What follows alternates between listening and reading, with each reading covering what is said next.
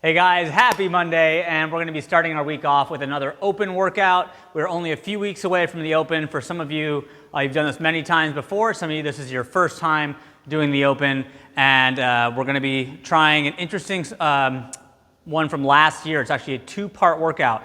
And so once again, we are starting with the conditioning for the day, and then it finishes with a lifting portion. So this is exactly how this went in our third week of the open last year. It started out with a workout and you go immediately into a strength test. So part one is going to be, there's going to be three parts to this. You have 15 minutes to do 15 front squats, 30 reps of a gymnastic movement, and then 15 thrusters. If you finish that, you get a minute rest and you go to the next variation, okay? So there's three parts to this. Most people will not finish it because it goes, for the rep of 30, it is toes to bar for the first set. Second set is 30 chest to bar. And then the third set is 30 bar muscle up. So even the best athletes mostly kind of get stuck in that round. So let's talk about it. So it's going to start off, each round will start off with 15 front squats. So this is going to be pick the bar up. All right, you can go into a squat clean on your first rep, but good deep squat, elbows up. Okay, you might strategically rest there if you want.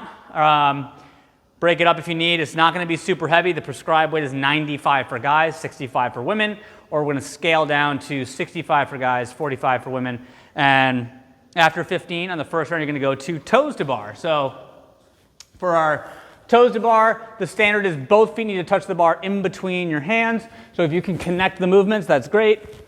Okay. We always talk about keeping the knees nice and tight to the body. Touch the toes, even one rep at a time is okay, just chipping away at it. All right, the scale is going to be doing a knee raise. The standard is just anywhere above parallel, so don't overdo the work, just get the knees above parallel. You should be able to get through those pretty quick. Be safe on your hands here, okay? So after you do 30 of the toes to bar, you come back to the bar, and you got to finish off with 15 thrusters, all right? So your legs are already tired, arms are tired, and you got to now go bigger range of motion. All the way down and up. Again, probably take some strategic rest there, unless you're super fit, right, to kind of give yourself some energy for the next round. You finish 15 thrusters, rest a minute, and then you're going to start the next round. The next round is going to start with 15 front squats, and then it goes to 30 chest to bar pull-ups, all right? So for chest to bar, we want to make sure that we make physical contact just below the collarbone.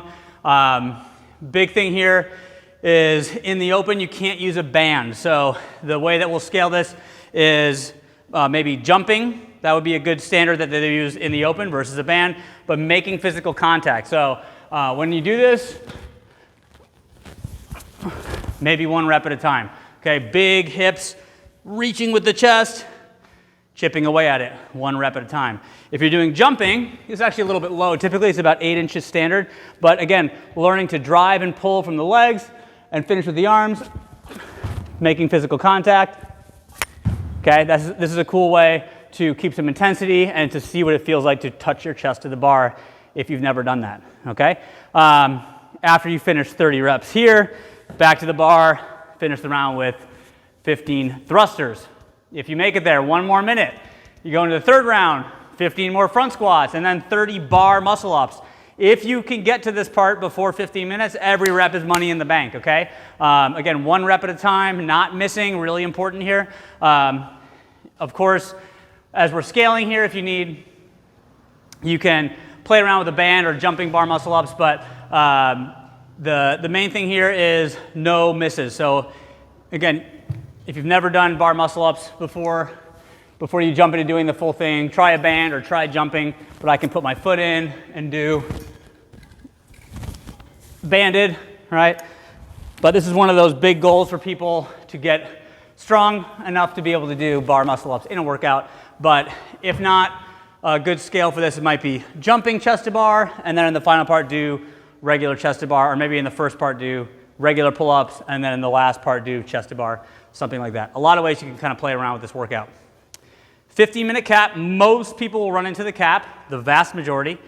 And at that point, we now have a 7-minute window to do the strength portion, okay? So the strength portion is going to be using that same bar for max load. You're going to do a deadlift into a clean, into a hang clean, into a jerk overhead. So the idea here is once you pick up the bar, you can never rest it back down. You're going to tap it off the ground. Okay, so here's the full sequence. You don't have to squat if you don't want. So I'm going to do a power sequence here. So it's going to be a deadlift, good lockout at the top, clean, then you go to a hang clean, and then a jerk. Done. Okay, so you can do whatever weight you want. So if you feel comfortable doing the cleans into a squat, you can do that. So it would be deadlift, squat, hang, squat, clean, and then you can even do a push jerk here, stand, and that's it. So again, you got 7 minutes to find your max effort for that. The biggest thing here I'd say is after the deadlift, when you stand up, okay, you can't rest the bar back on the ground. So if you go back, you can't stop and then do the clean. It has to be touch and go off the ground. So start light, strategically build up, do your best there in 7 minutes, and we do have a finisher today as well. All right, guys, for our finisher today, we have 2 different movements. We're gonna do a Tabata Cycle. So Tabata Cycle is 20 seconds of work, 10 seconds of rest for 4 minutes. That means 8 times through that cycle. We're gonna rest 1 minute between 2 different movements. We're gonna do this with hollow rocks, and then we're gonna do it with wall sits. So hollow rock looks like this. So hollow position, my low back is in the ground, and I rock back and forth. Okay, forward and back is 1 rep. You're gonna try to hold that for 20 seconds, 10 seconds of rest, and then repeat. Okay, ways you can make this easier. So fully extended is the full position. If I go smaller, maybe something like this, okay, that's gonna be a little bit easier. You can also just hold hollow for the entire time. So you take out the dynamic aspect and just hold. You can go all the way down to a ball, okay?